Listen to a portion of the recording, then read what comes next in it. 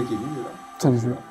Très bien, et toi? Alors du coup, est-ce que tu pourrais te présenter vite fait? Je m'appelle Kevin, je bosse dans le milieu de l'audiovisuel, le vaste milieu de l'audiovisuel depuis à peu près 5 ans. T'as fait quoi comme études pour faire À la base, j'ai absolument pas un parcours qui m'a mené vers le cinéma, je faisais de la littérature. Je voulais continuer sur une thèse de littérature. J'ai eu le malheur de faire un film entre mes 2 années de master et arrêter tout projet de recherche universitaire pour me lancer sur ce créneau-là. et du coup, maintenant, tu fais quoi dans la vie? Je dis aux personnes qui me posent cette question, ça dépend quelle heure il est. En fait, j'essaie d'articuler mes activités autour de deux versants, on va dire, un associatif et un professionnel. Donc ça, c'est dans les circuits le cinéma, télévision, court-métrage. Et dans le milieu associatif, je vais avoir plusieurs casquettes, que ce soit directeur photo, par exemple, réalisateur quand je le peux. Quoique monteur, c'est aussi une partie de mes activités professionnelles, donc je suis aussi monteur à côté. J'essaie de cumuler ces deux mondes, donc professionnel et associatif, et ça fait quelques années que j'essaie de justement les faire dialoguer en fait sur le territoire. Ok, donc très polyvalent en fait du coup ce que tu fais. Ouais, c'est ça. En tout cas, j'essaie. Enfin, moi, je suis rentré là-dedans parce que j'avais plein de choses à apprendre, plein de choses à découvrir, que ce soit des compétences techniques, de son, de lumière, mais aussi tout le circuit qu'il va y avoir après, de distribution, de production. C'est pour ça qu'aussi, dans la perspective de vouloir devenir réalisateur ou de réaliser à terme, je me suis dit que j'allais découvrir tous ces pans-là et au moins apprendre le langage de ces différents métiers pour pouvoir, sur un plateau de tournage, communiquer au mieux et comprendre les contraintes, comprendre les exigences de chacun et essayer d'un jour être un réalisateur qui suis à l'écoute des équipes. Du coup, j'avais envie de dire en quoi consiste ton métier, mais du coup, en quoi consiste un peu tes métiers? Effectivement, il y en a plusieurs, et ça, c'est la grande liberté que j'ai. Et ça, c'est quelque chose que je choisissais. Donc, je sais pas s'il n'y a pas la sécurité. Quand on se lance dans l'audiovisuel, il y a très peu de sécurité derrière. C'est-à-dire, à moins d'être un technicien qui est de plus en plus établi, qu'on est appelé régulièrement, on a du mal à se frayer un chemin, ça c'est sûr. Et moi j'avais envie en tout cas de faire quelque chose de différent tous les jours, en tout cas régulièrement. Et puis après je vais essayer de varier mes activités selon le moment. Quand un tournage m'intéresse, et aujourd'hui je choisis les tournages sur lesquels je participe, je fais ce choix-là. Moi j'alterne justement avec des phases où je vais pour des clients, pour du clip, faire du montage.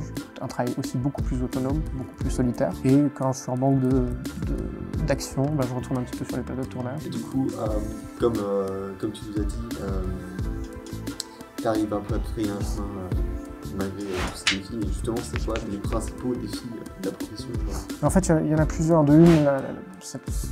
Cette stratégie-là, enfin c'est pas une stratégie-là, mais ce choix de ne pas me positionner en tant que technicien, mais de ne pas choisir, de ne pas tout le temps faire la même chose, ça me rend difficilement aussi reconnaissable par les autres. Parce que certains vont me connaître avec une casquette, d'autres sur une autre casquette, et même voilà, par rapport à une économie de court-métrage, où je ne serais pas identifié de la même manière. Donc ça, c'est pour le coup, moi, une de mes difficultés. Après, je sais qu'à terme, j'espère que ça va devenir une grande force, dans le sens où, justement, moi, j'ai envie d'avoir une vision panoramique, en fait, sur l'audiovisuel et développer ses compétences. On a un vivier de techniciens, en fait, très riche en région, un certain nombre de tournages, et certains postes vont être très compliqués d'accès.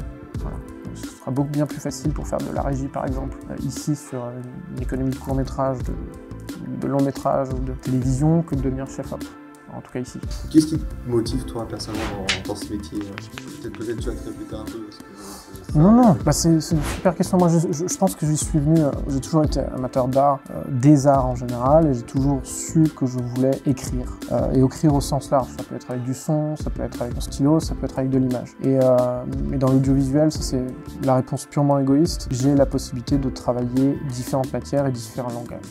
En fait, que ça soit de communiquer avec les autres sur un plateau, ça c'est un écosystème, enfin un temps qui me fascine, que de réussir à faire en sorte que les choses se fassent et que tout le monde avance dans la même direction.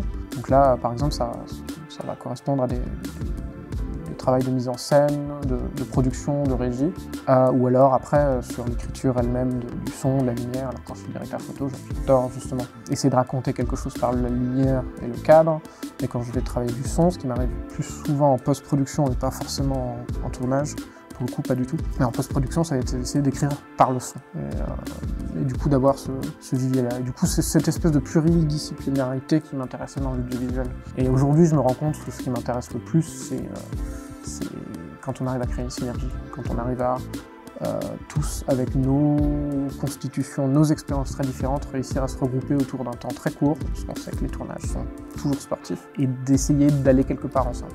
Voilà, abouti ou non, ça si ça marche ou pas, si artistiquement après c'est satisfaisant ou pas. Mais cette énergie qu'il y a sur les tournages, ouais, c'est pour ça que je continue.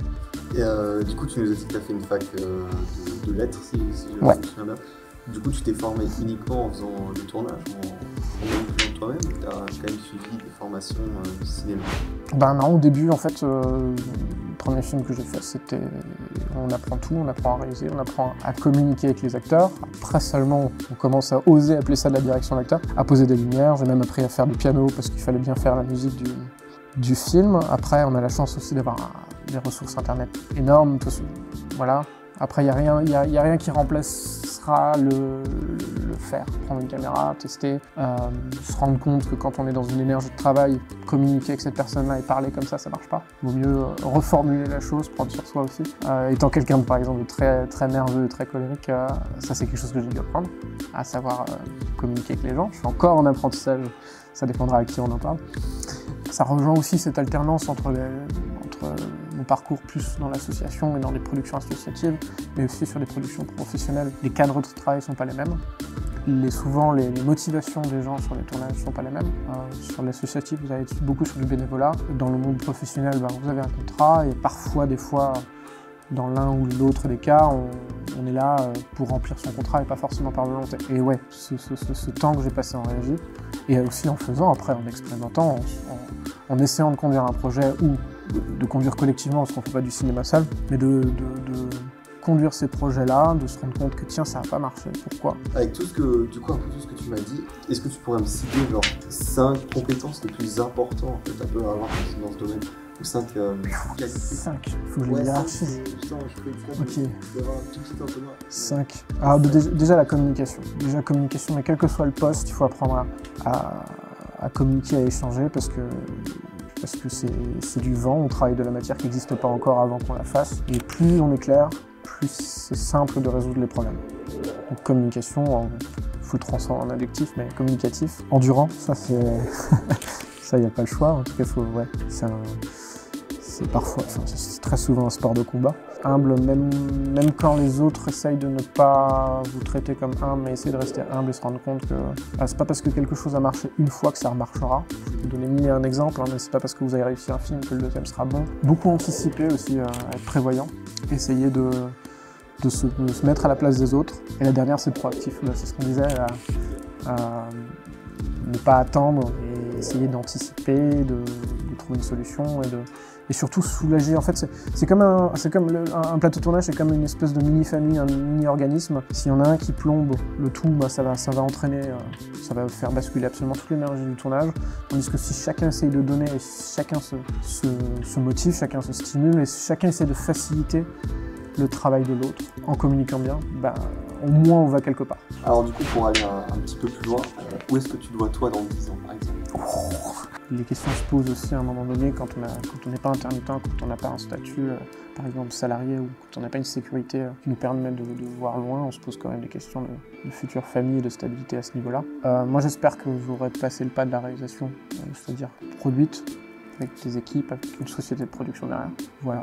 Donc j'espère faire ça, mais j'espère aussi continuer à enseigner, ou en tout cas avoir une démarche didactique dans mon travail, que ce soit par l'enseignement, que ce soit de travailler aussi dans le monde associatif. Parce qu'une grande partie de mon travail, là je parle avant comme un technicien, mais une grande partie aussi de mon travail dans le milieu associatif, c'est de favoriser l'émergence et d'aider les jeunes en termes d'expérience à se situer, à comprendre l'écosystème dans lequel on est et de réussir à naviguer là-dedans. Est-ce que tu sais comment on peut évoluer en fait dans ce métier? D'expérience, c'est ce que je disais. Si vous commencez sur un poste technique, ça va être bien plus simple de se créer son réseau, de continuer de commencer à collaborer avec certaines personnes qui vont vous rappeler et ainsi de suite, et potentiellement de gravir les échelons.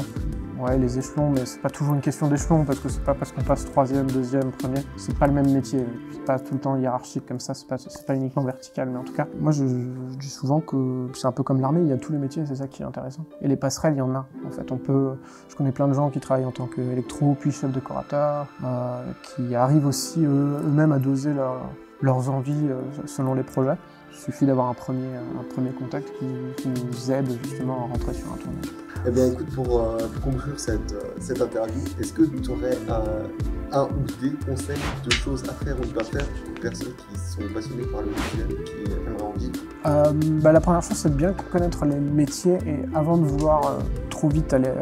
Beaucoup veulent passer tout de suite à la réalisation. Je me rends compte que quand on démarre, on a du mal à comprendre quels sont les différents postes, comment on fonctionne et pourquoi on fonctionne aussi sur une certaine métronomie. Enfin. Et du coup, un des premiers conseils que je donne, c'est effectivement de bien essayer de découvrir ça. En fait, si on a envie d'exercer un artisanat, que ce soit la vidéo, l'image, le son, ainsi de suite, il faut aussi comprendre dans quel écosystème on s'inscrit. Et ouais, ça c'est un premier conseil. Super. Trop cool. Non, merci à vous. On repart vers de nouvelles aventures. Bravo. Ouais, c'est parfait.